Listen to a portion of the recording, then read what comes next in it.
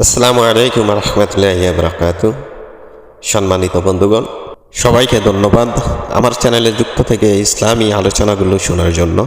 আজকে আমরা আলোচনা করব হযরত মুহাম্মদ সাল্লাল্লাহু আলাইহি ওয়াসাল্লামের একটি বাণী।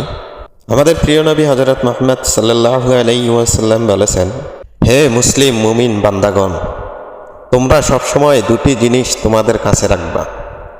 এই দুইটি জিনিস তোমাদের কাছে থাকলে তোমাদের কখনো বিপদ আপদ আসবে না।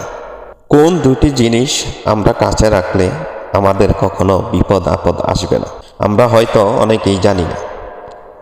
হযরত মুহাম্মদ সাল্লাল্লাহু আলাইহি ওয়াসাল্লাম বলেছেন, এই দুইটি জিনিস তোমাদের কাছে রাখলে তোমরা কখনো বিপদ আপদে পড়বে না।